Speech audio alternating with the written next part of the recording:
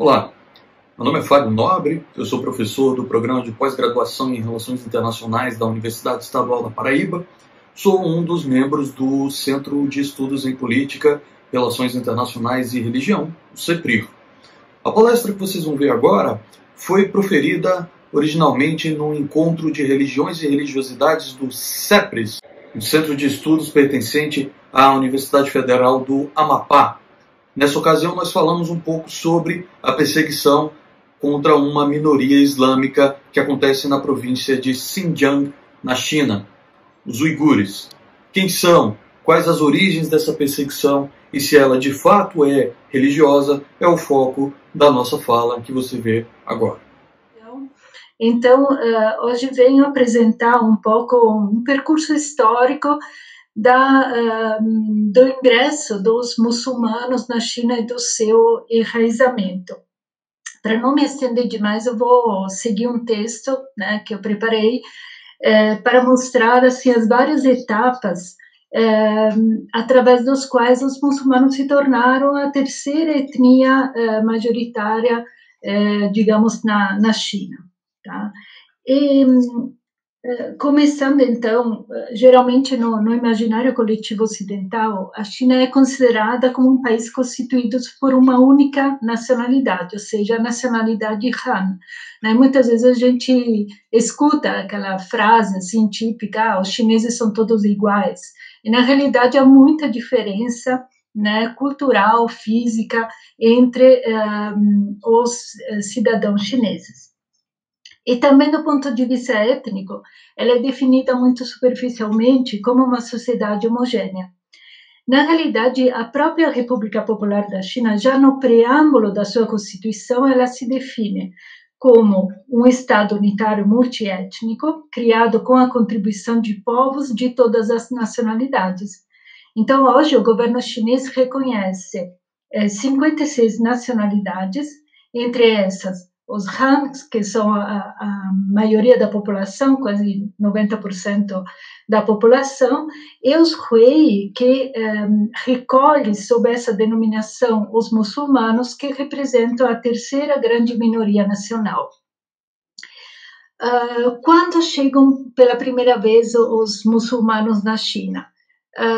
Reza uma lenda que a chegada dos muçulmanos deve à exortação do próprio Maomé, que antes de morrer teria dito: leve o conhecimento até a China, que era a fronteira mais distante, né, da parte ocidental da Ásia. Então, de acordo com essa lenda, o primo materno de Maomé teria chegado na China, na então capital Chang'an, sendo considerado o primeiro muçulmano a ingressar na China em 728. Na realidade, historicamente, se descobriu que o primeiro momento de encontro entre muçulmanos e chineses se deve ao comércio, né? Então, os muçulmanos chegavam ao redor do século VIII com caravanas, através daquela antiga Rota da Seda. Essa era uma das principais rotas comerciais que existiam, e através também rotas marítimas que existiam, e então os mercantes muçulmanos chegavam na cidade de Cantão, Guangzhou, Hangzhou, que eram as cidades litorâneas da China, que eram os locais que o imperador chinês permitia a entrada de estrangeiros, né? O resto da China era proibida para os estrangeiros. Tá?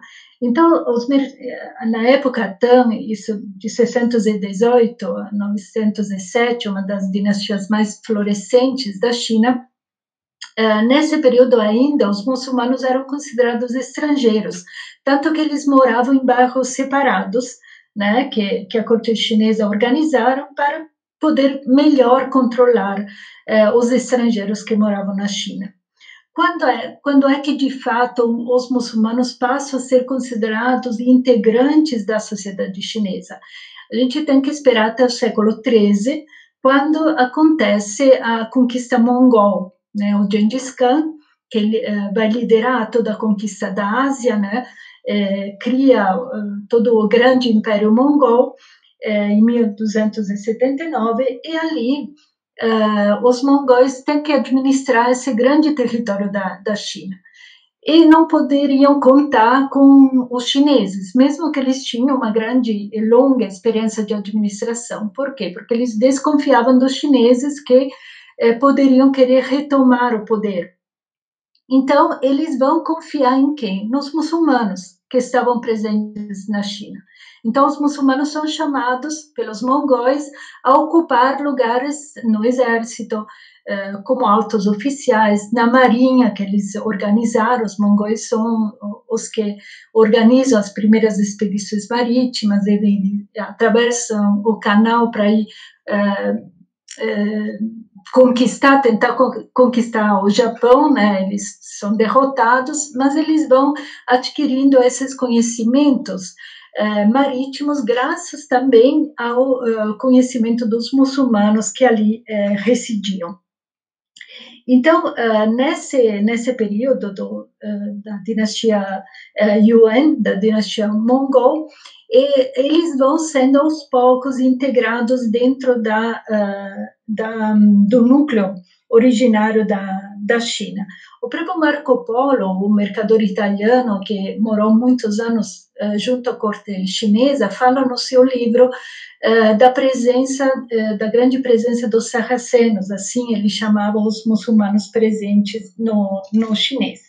Então, a posição mais alta dentro da administração mongol era ocupada, naturalmente, pela etnia mongol, a segunda pelos muçulmanos e a mais baixa pelos chineses. Temos que lembrar também que, nesse período, a comunidade muçulmana vai se enriquecer também de elementos persos e turcos, né? Então, vai se constituindo como uma comunidade multicultural, porque, ao longo dos séculos, vários povos da Ásia Central vão se converter ao Islã, né? Depois, vários imperadores vão estabelecer relações comerciais com os califados do Oriente Médio. Então, tudo isso vai fazer com que os muçulmanos tenham mais integração com o Império Chinês.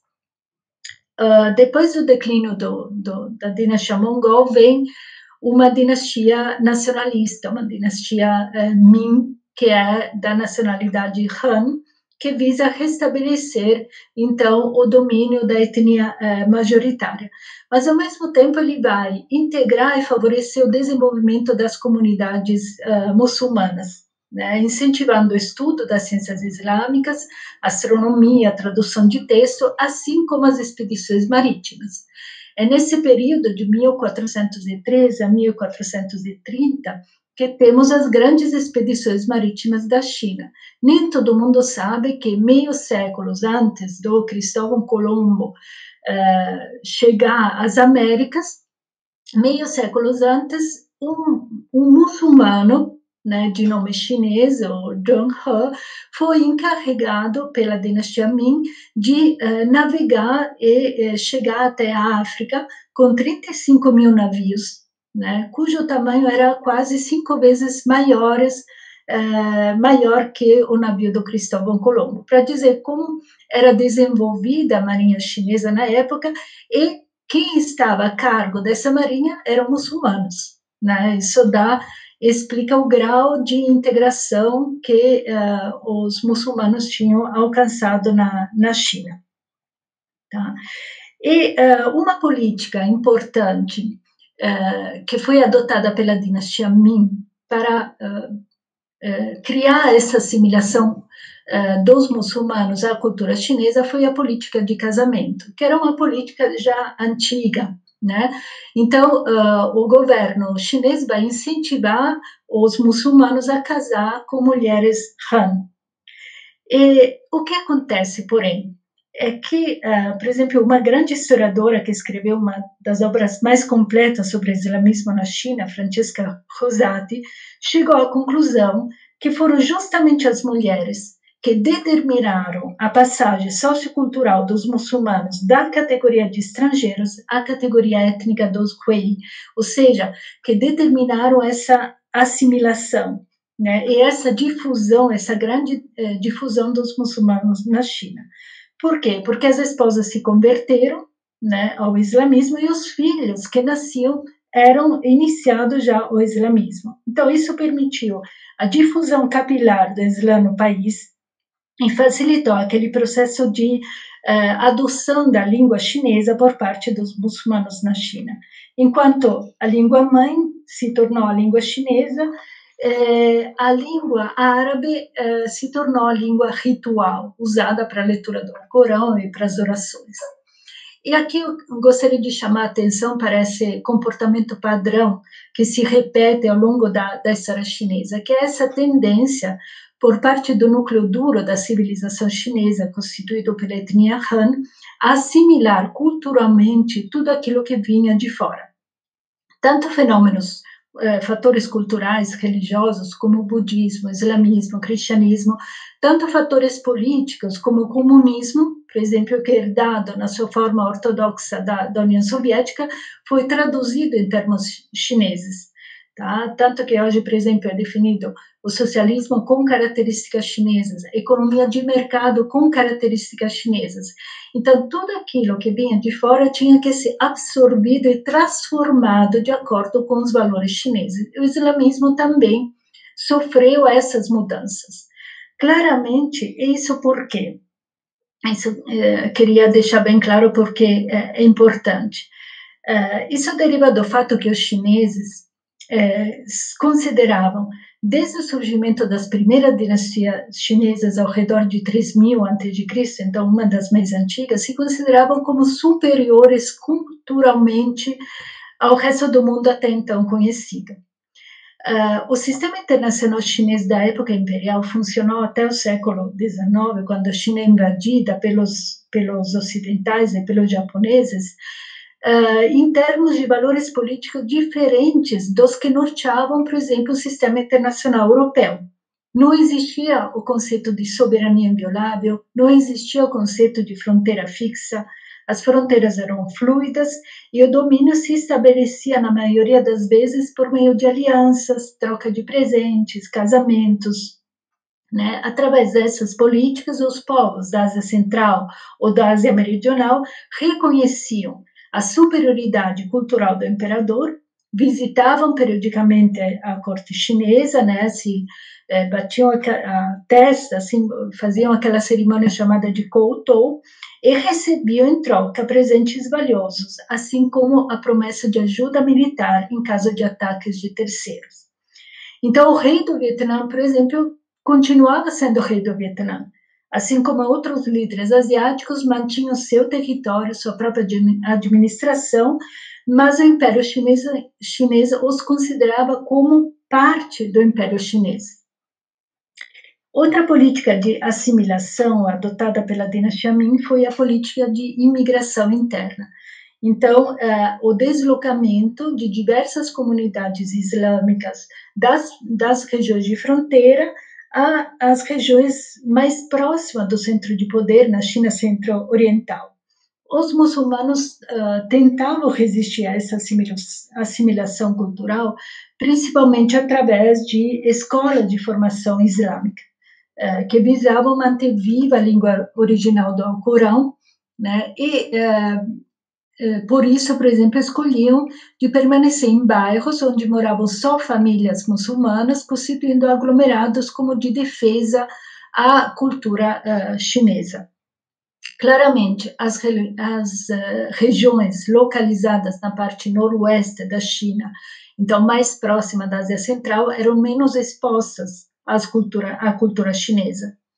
E na parte interna, aqueles que eram mercantes, os descendentes de mercantes, se tornaram depois pequenos comerciantes, donos de restaurantes, etc., se integrando assim à vida da China Han. Por fim, a gente tem a última dinastia Qing, que governou a China de 1644 a 1911, de origem manchu, então considerada essa também estrangeira, assim como foram os mongóis, e tem uma novidade, né? Porque ela vai se expandir, é a máxima expansão, né? Antes da proclamação da República, como a gente conhece hoje, E aí a dinastia Qing vai anexar ao Império Chinês as regiões do Turquestão Oriental, dando-lhe o nome de Xinjiang, nova fronteira, né? Assim como hoje conhecemos a província chinesa de Xinjiang.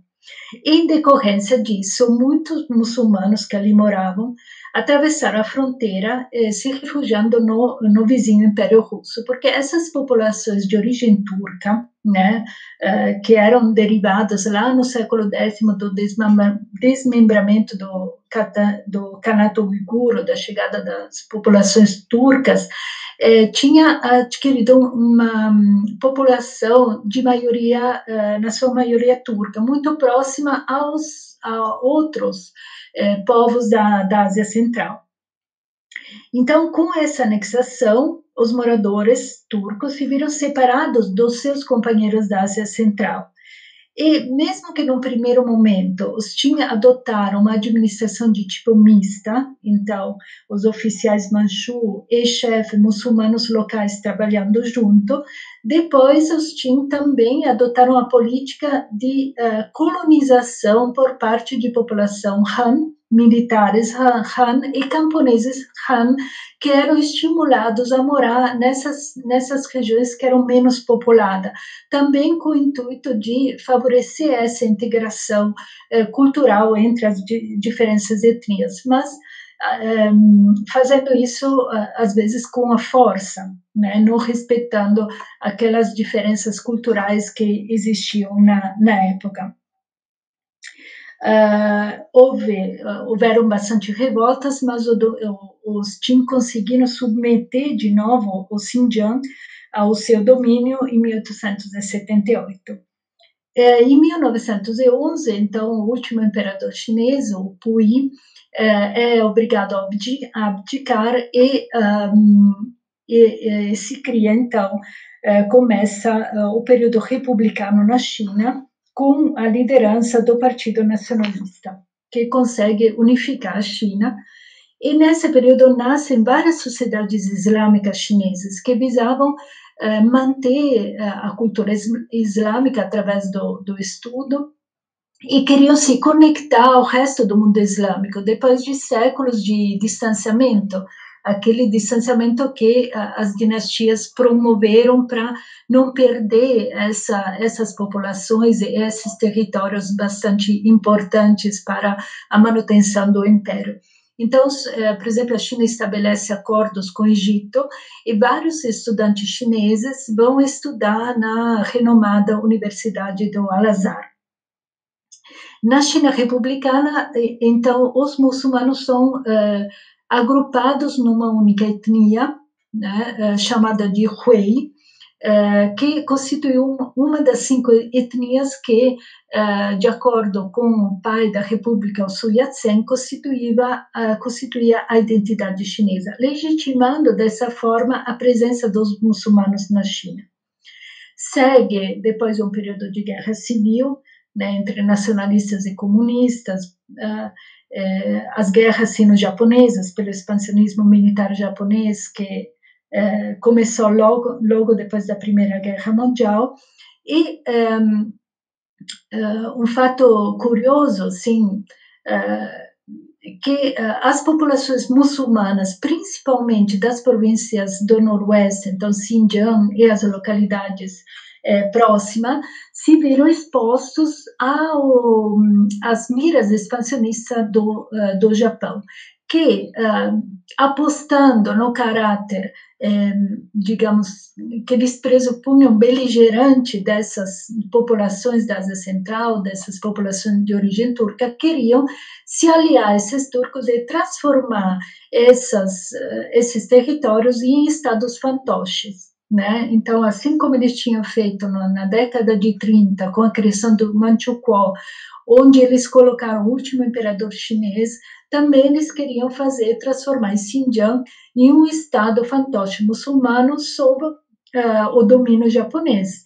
Por quê? Porque eles precisavam desses territórios, seja importante do ponto de vista da localização estratégica, seja dos recursos energéticos que existiam no território dessas regiões. Só que muitos muçulmanos se rebelaram, se opunham a esse domínio e buscaram ajuda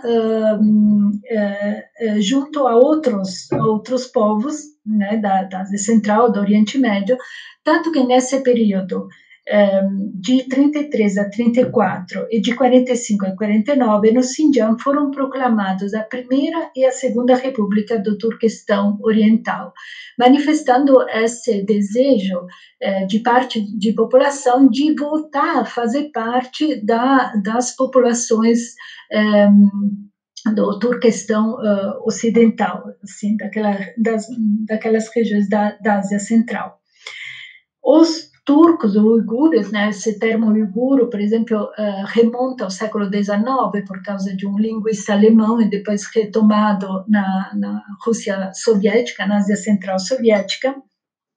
Os uigures eram economicamente, culturalmente e geograficamente distantes da China, nunca se consideraram chineses, e por isso eram mais expostos aos desejos expansionistas dos russos, dos japoneses, que na época rivalizaram pelo domínio da Ásia Central, e até com a instauração da União Soviética, o governo soviético visava incorporar a região do Xinjiang à rota comercial e à economia soviética. Então, para dizer como essa região sempre foi um espaço assim muito visado, muito mirado pelos seus vizinhos. Então, em 49, quando Mao Tse-tung proclama a República Popular da China, a primeira coisa que faz é olhar também a essas províncias, né, sabendo que já havia sido tentativa de proclamar repúblicas separadas. Então, ele vai, num primeiro momento, Mao Tse-tung falar de autodeterminação e depois, logo, ele substitui essa palavra de autodeterminação por autonomia. Autonomia regional. Também uma curiosidade, Mao, nos primeiros anos de poder, realizou um censo, né, populacional, e esse censo populacional resultou em 400 etnias, muitas delas representadas por uma pessoa só. Isso para ele era demais, então ele mandou vários antropólogos estudar, fazer um novo censo para reduzir o número dessas etnias. Então de 400 ficaram 56, né? A etnia majoritária Han, e dessas outras 55, 10 eram constituídas por muçulmanos, né? Então, os uigures, e aqui, só para sublinhar, dentro dessas 10 etnias, duas que nos chamam mais atenção, digamos, e que são também objeto dessa nossa palestra hoje. Os uigures, então, que são a etnia majoritária da província autônoma do Xinjiang, e os Hui, que agora constituiu quem? São aqueles muçulmanos assimilados, aqueles muçulmanos que são definidos chineses muçulmanos. Eles falam chinês, na realidade eles falam dialetos regionais, com vários assim, palavras árabes ou turcas, e usam a língua árabe apenas como língua ritual, como eu já falei, estão espalhados em todas as regiões da China. Então, a gente vê que o governo chinês trata de forma diferente esses muçulmanos já integrados e assimilados dentro do mundo chinês, Han, e os uigures da província norte do Noroeste. Na década de 50, então, o Partido Comunista Chinês reconhece os Hui como uma minoria étnica que reúne os muçulmanos, porém, atenção, a ênfase não é tanto na religião que os reúne, mas na sua descendência. Tanto que, por exemplo, os Han, que são convertidos ao Islã, que são muçulmanos, eles não estão dentro dessa etnia. Então, é mais forte o lado étnico que o lado religioso. Por fim, gostaria de concluir falando um pouco da política religiosa adotada pelo governo chinês a partir de 1949 e que vai nos dar algumas chaves de leitura para entender o que depois o professor Fábio Nobre vai explicar sobre a situação atual do Xinjiang. Então, a China reconhece na sua Constituição 5 religiões: budismo, taoísmo, protestantismo, catolicismo e islamismo. Só. Outros movimentos religiosos não são considerados legais, então são combatidos. A liberdade de credo, de fé, é reconhecida pela Constituição desde 1954, vem sendo reconhecida em todas as novas constituições que foram emanadas, e está sob a responsabilidade do Escritório para Assuntos Religiosos. Então, para cada uma dessas 5 religiões, já na década de 50, Mao Tse-tung criou associações representativas coordenadas pelo Escritório da Frente Unida, que era o órgão do partido com a tarefa de controlar todas as organizações nascidas fora do partido. Então, nasce a Associação Patriótica Islâmica Chinesa, a Associação Patriótica Católica Chinesa, a Associação Patriótica Protestante, etc., etc. Só que a religião foi sempre considerada por Mao Tse-tung como um problema, algo a ser eliminado, um empecilho para poder construir a nova China.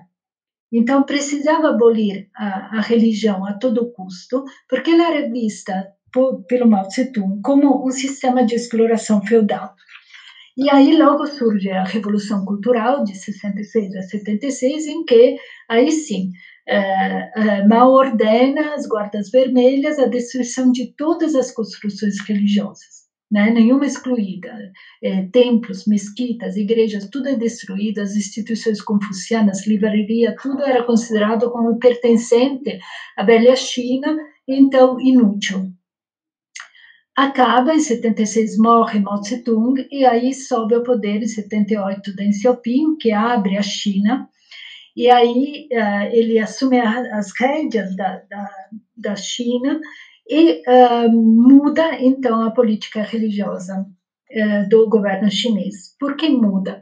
Porque Deng Xiaoping se dá conta que as religiões, não obstante toda essa onda de destruições, né, que Mao havia ordenado, as religiões continuavam. As comunidades religiosas vão reerguer a cabeça quando Deng Xiaoping reabre as portas da China, e aí ele, tanto para melhorar a imagem internacional da China, depois do período obscuro da Revolução Cultural, tanto para tornar a religião um aliado em vez que um inimigo, decide reavaliar a questão da religião. Não mais vê a religião do ponto de vista ideológico, dogmático, né, daquela pensamento herdado do pensamento leninista sobre a religião, mas olhar a religião do ponto de vista pragmático.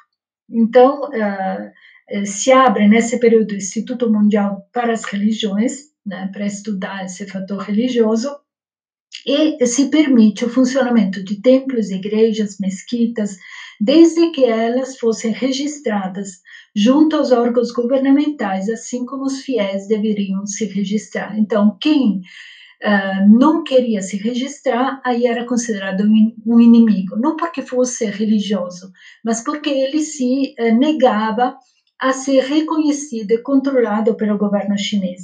E o Departamento de Segurança Pública, que deveria controlar e perseguir as atividades religiosas consideradas ilegais, como, por exemplo, a construção de escolas confessionais sem permissão, publicação de material religioso não autorizado. Então, tem um documento número 19, que foi emitido justamente para regulamentar a questão religiosa na China.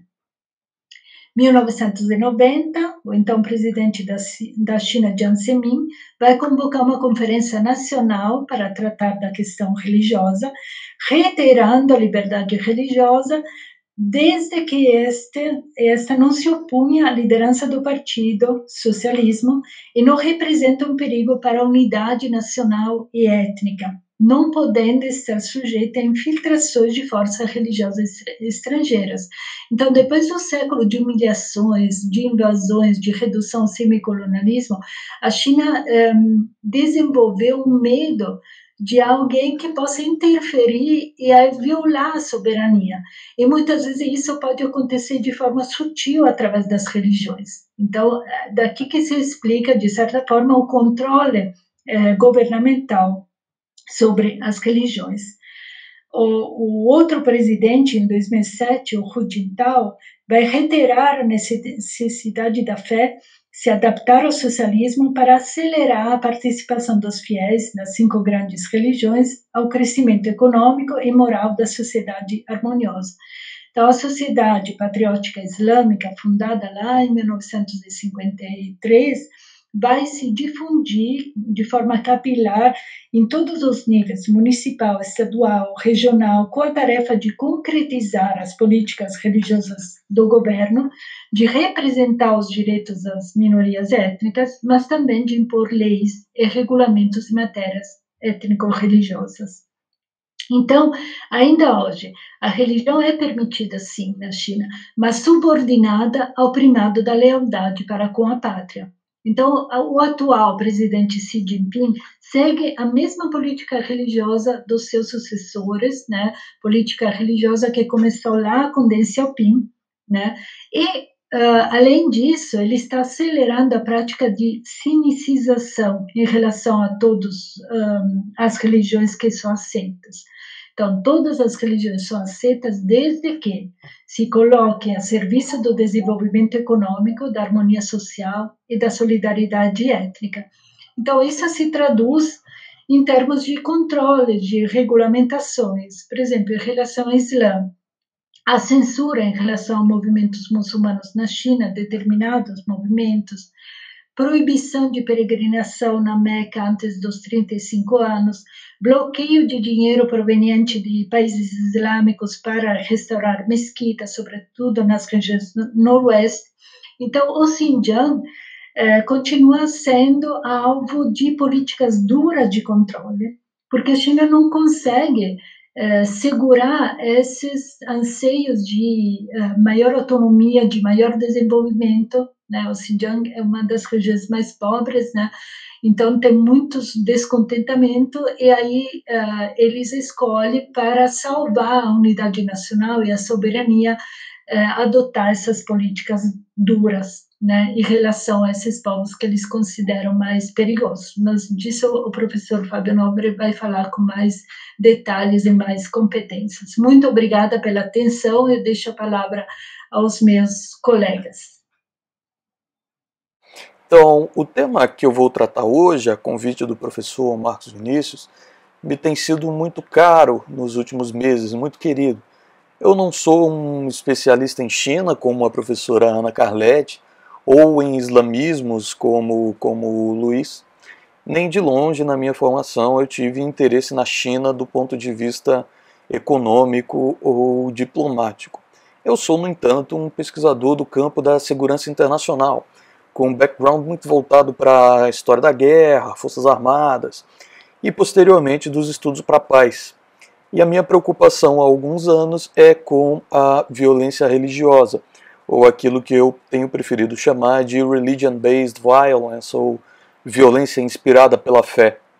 E foi assim que eu fui desbravando o mapa mundi, descobrindo casos de violências em suas diversas faces, que acabavam envolvendo, de uma maneira ou de outra, o aspecto religioso.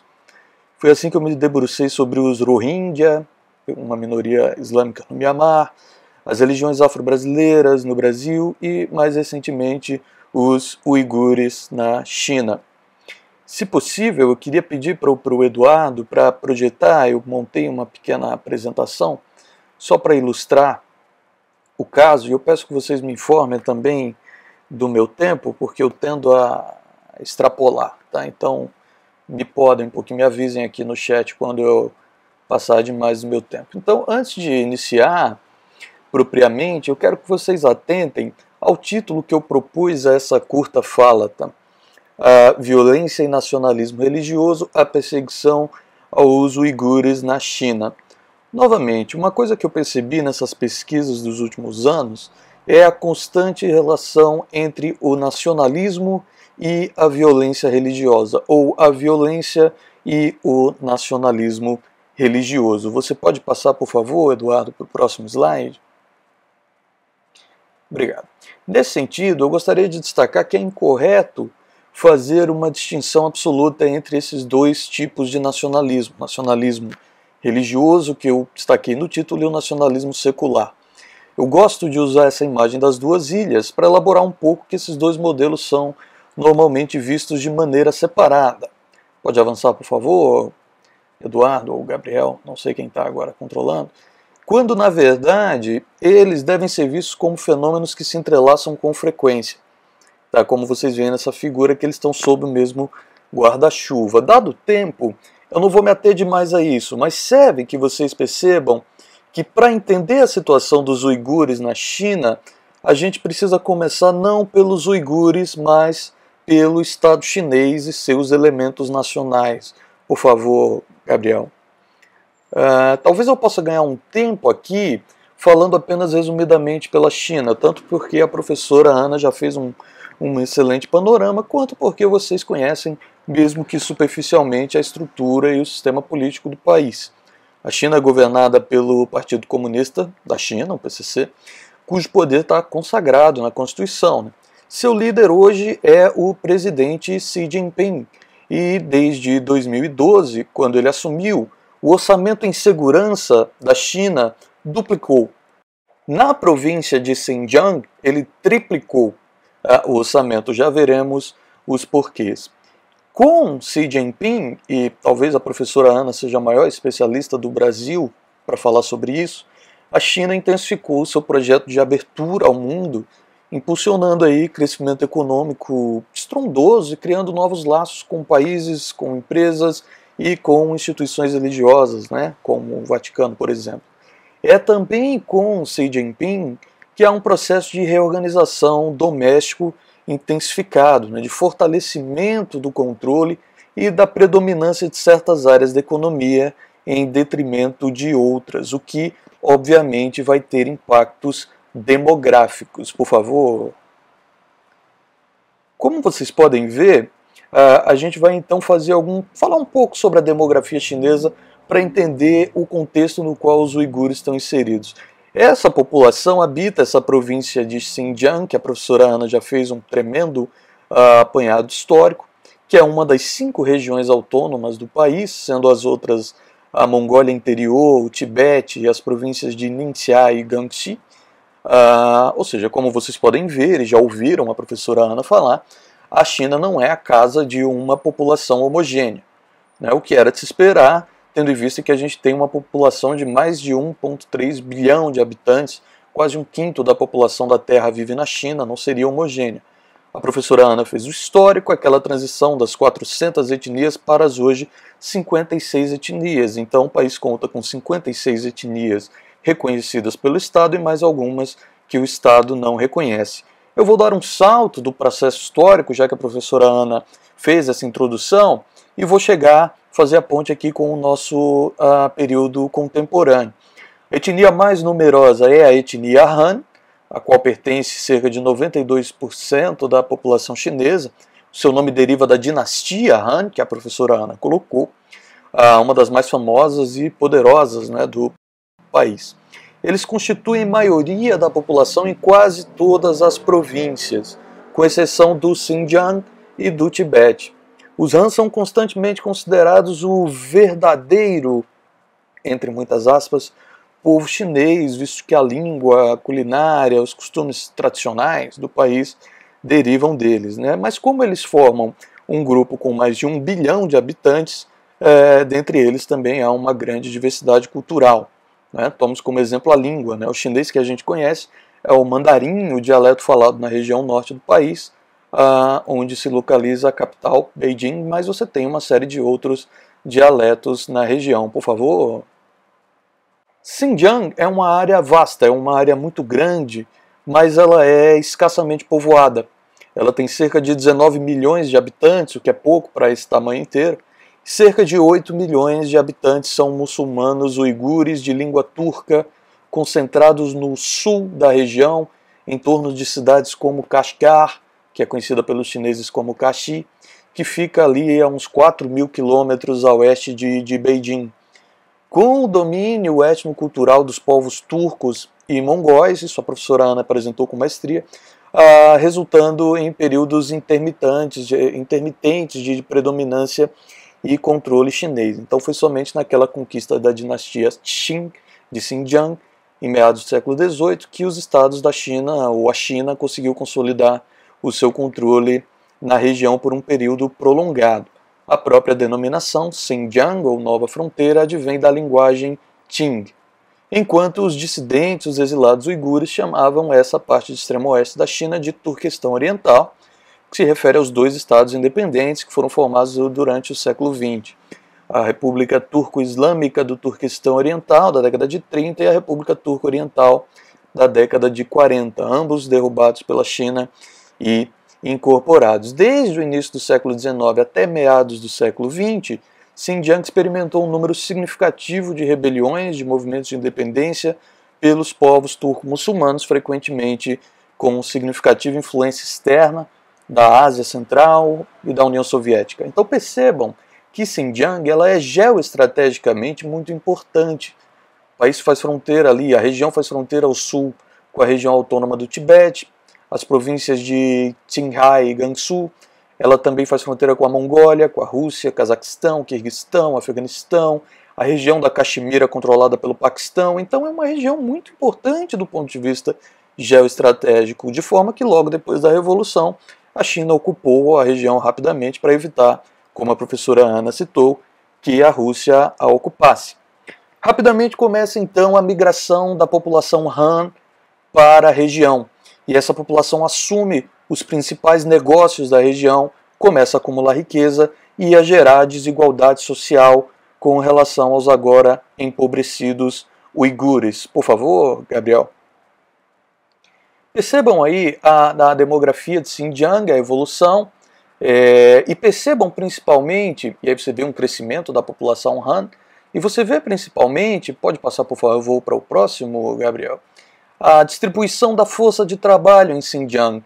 Notem justamente que a maior parte da população uigur trabalha na agricultura, enquanto os empregos de alto capital, que geram maior renda e enriquecimento, estão sob as mãos dos Han.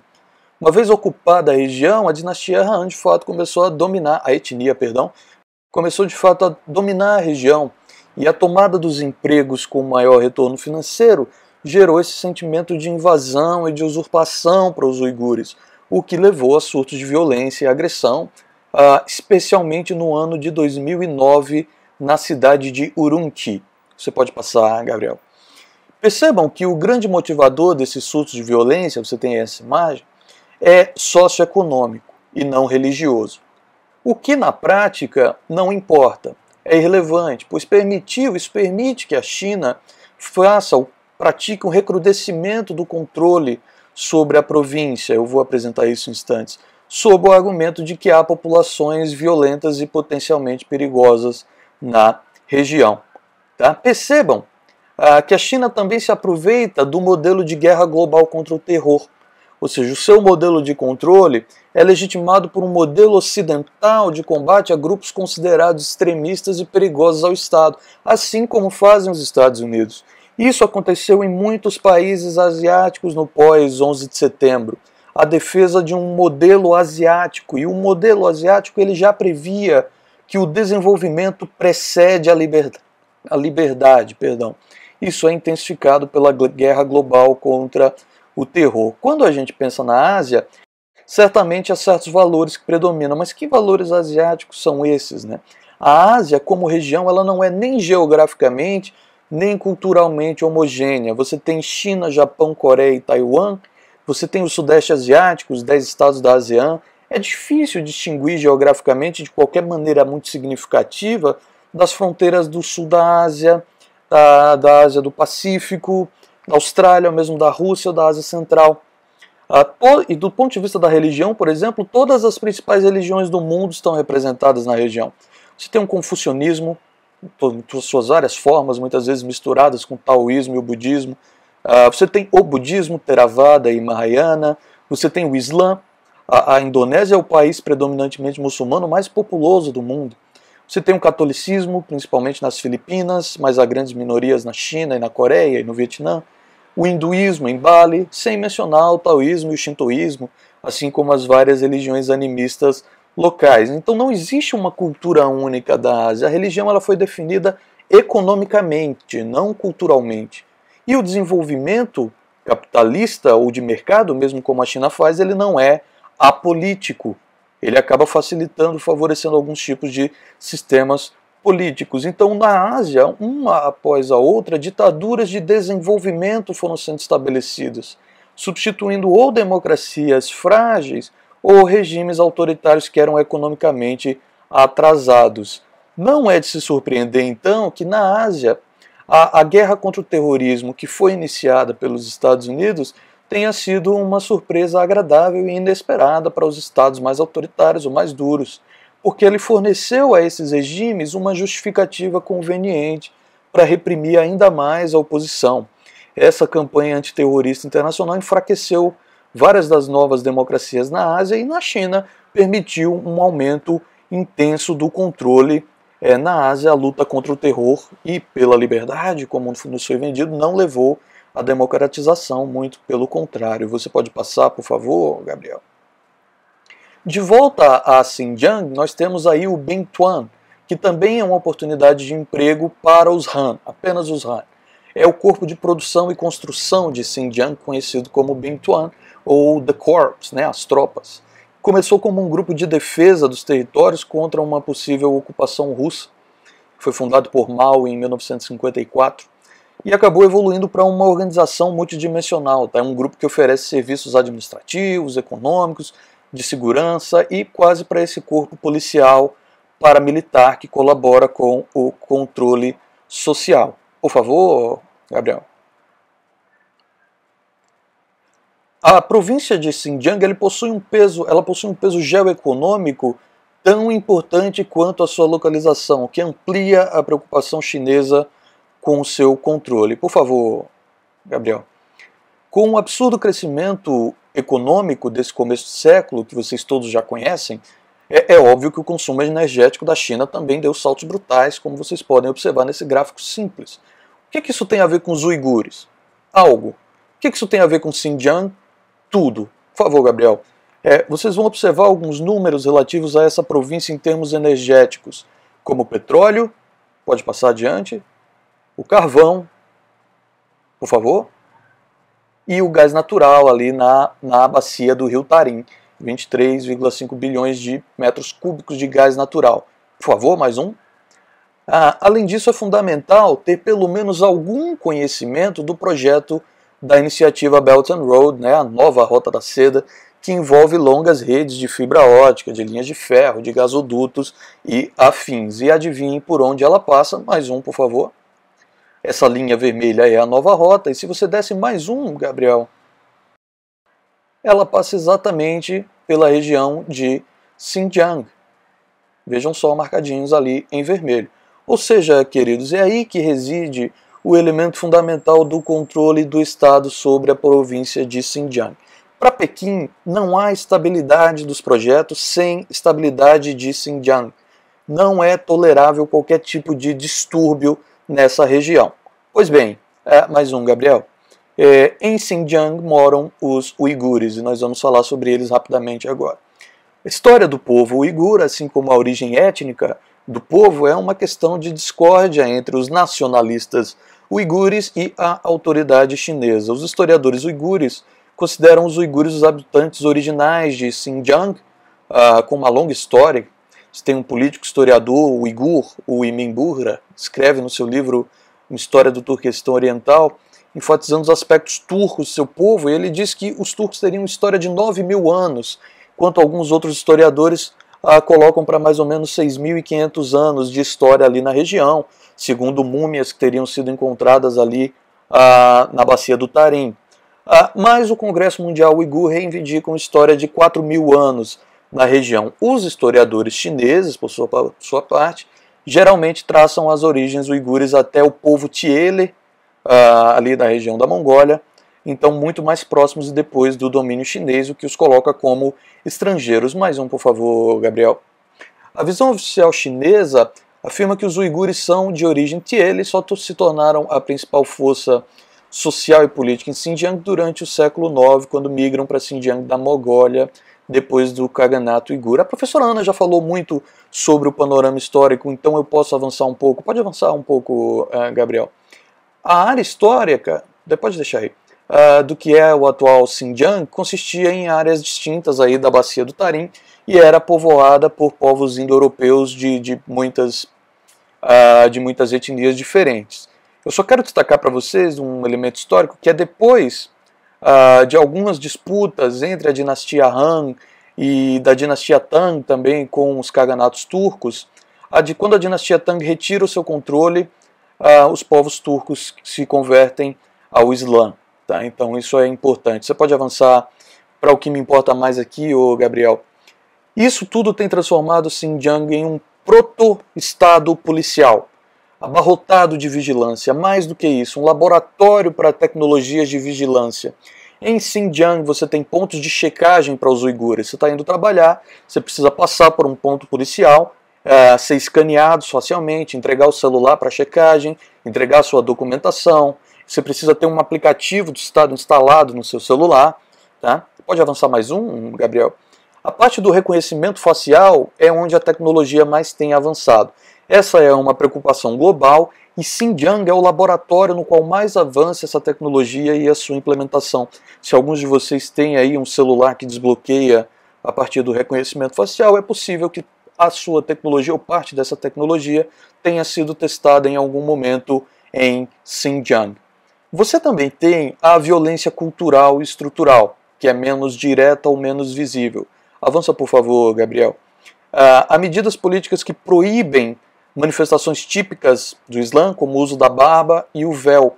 E aí você tem alguns materiais didáticos que mostram a demonização do véu. Existe, em especial, uma demonização do véu. Você pode passar mais os 2 slides lentamente, Gabriel. Você tem aí esse slide que mostraria mulheres com roupas tipicamente chinesas pisoteando o véu, enquanto uma se livra do véu. E mais um, Gabriel, por favor. E aí você vê a imagem do véu como uma imagem de morte, enquanto do outro lado uma imagem da transformação de uma mulher numa cidadã chinesa. Mas claramente, vai para a próxima, por favor, Gabriel, a grande questão quanto aos uigures são os campos. Campos de concentração, campos de reeducação, que reuniriam uigures, principalmente homens, mas também mulheres.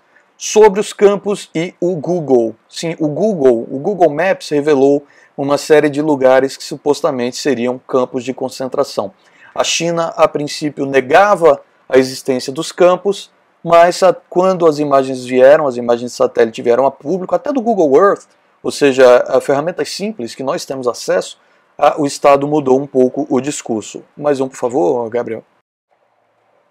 Oficialmente, o que há em Xinjiang são instituições de reeducação, campos voluntários, onde os internos aprendem a lógica do Estado e tentam se curar da extremização que eles teriam sofrido. Nessas supostas escolas, eles aprendem valores nacionais, elementos culturais chineses, a valorização da cultura chinesa. Eu sempre coloquei a fonte, tá? A fonte desse material, porque eu acho importante que vocês percebam que nós estamos tirando essa informação em grande parte de fontes ocidentais. Tá?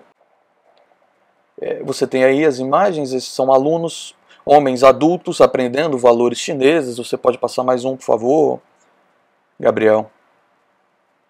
Aí as mulheres também aprendendo danças típicas chineses. Então, oficialmente, é bom deixar claro que a participação nesses centros é voluntária. Tá? O que o Google revelou para a gente? Você pode avançar, acho que mais 2 slides. Você tem aí um chinês, um cidadão uigur, dizendo que tinha fraquezas que eram causadas pelo extremismo. O que mais impressiona, então, é perceber esse notável crescimento das estruturas em muito pouco tempo, né? Ao modelo chinês de construção civil, né? Muito rápido, muito eficiente. Mas o mais notável são os modelos das estruturas. Tá? É difícil negar que a estrutura desses lugares é a estrutura que nós conhecemos de uma prisão. Você pode ir avançando lentamente, Gabriel, pelas próximas imagens, e todos vão perceber que nós temos muros altos, grandes muralhas, pavilhões, arame farpado, torres de vigilância. Avança para a próxima, por favor, Gabriel. Mais uma. Mais uma, por favor. Isso. Aí você vai ver o perímetro, você vai ver as torres de vigilância. Aqui você tem as muralhas e mais no próximo você vai ver as torres de vigilância.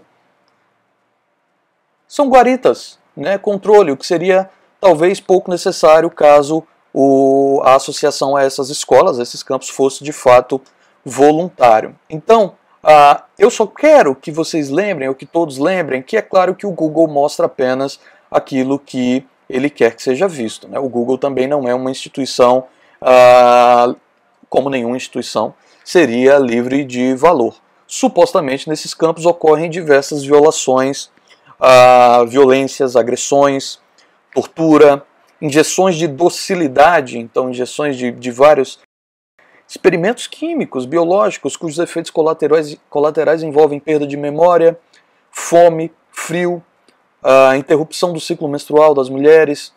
Então você tem uma população especificamente sofrendo uma série de violências. Então nós vimos aqui violências diretas, físicas, culturais e estruturais, tá? Na medida em que eles vão sendo privados de empregos de alto capital, na medida em que eles vão sendo forçados a sempre apresentar seus documentos, até que finalmente eles são concentrados em instituições de reeducação, como os nomes formais dizem, ou como a gente tem se habituado a ouvir na mídia, campos de reeducação, campos de concentração dos uigures. Você pode avançar, Gabriel?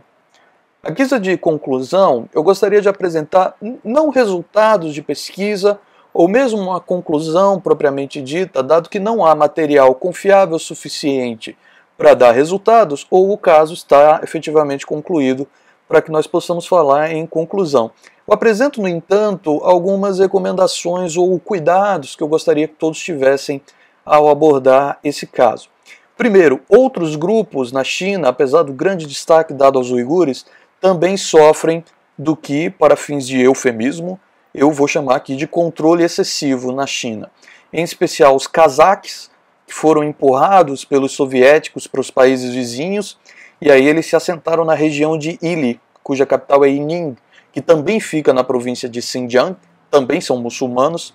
Ao invés do Turcomenistão, eles se originam no que hoje é o Quirguistão. No século XIX, os russos enfrentaram esse povo, eles chamavam esse povo dos Kirguis, e esse povo acreditava que a China derrotaria a Rússia numa eventual guerra, então eles se assentaram ali em Xinjiang. E a outra população são os tártaros. Os tártaros do Volga são um grupo étnico nativo da região do rio Volga, na Rússia, e os seus ancestrais são aqueles grupos étnicos comerciantes que a Ana citou, né, comerciantes tártaros do Volga, que se estabeleceram ali em Xinjiang, nos tártaros da Crimeia, e eles sofreram com as expulsões de Stalin na década de 40. Né? E existem cerca aí de 3.500 tártaros chineses, que também são muçulmanos, especialmente muçulmanos sunitas. Então eles sofrem do peso da coincidência de serem muçulmanos e do peso da coincidência de se concentrarem em Xinjiang. A segunda recomendação diz respeito exatamente a isso que eu chamei de coincidência. Não é que necessariamente a China seja um Estado que pratica intolerância ou violência religiosa. Também não estou dizendo que ela não pratica. Mas nesse caso especificamente, mesmo a China reconhecendo que há 5 manifestações religiosas, budismo, catolicismo, taoísmo, islã e o protestantismo, e entende que há outras manifestações, embora clandestinas, o grande problema é que Xinjiang é uma província importante e os uigures representam uma diferença, e a diferença representa o controle, ou complica o controle. O maior problema é a lealdade do ponto de vista político e não a crença do ponto de vista religioso. A minha terceira consideração é que eu acredito que da mesma forma que o 11 de setembro permitiu brechas para intensificar o controle, a pandemia de coronavírus também pode oferecer brechas para violências desse tipo. Por quê? Porque a pandemia exigiu dos estados, todos os estados, pelo menos aqueles que agiram dessa forma, a intensificação do controle, a maior manutenção, maior controle nas suas casas, toques de recolher, etc., controles, confinamentos. Então, a pandemia é um fenômeno dessa magnitude, capaz de gerar mais espaço para violências dessa natureza, ok? Então eu encerro com essas 3 recomendações, Gabriel. Aí no último slide tem apenas os nossos contatos, o site do CEPRIR, que é o nosso Centro de Estudos em Política, Relações Internacionais e Religião. E eu fico aberto aí às questões que podem vir no momento do debate. Tá? Muito obrigado pelo espaço.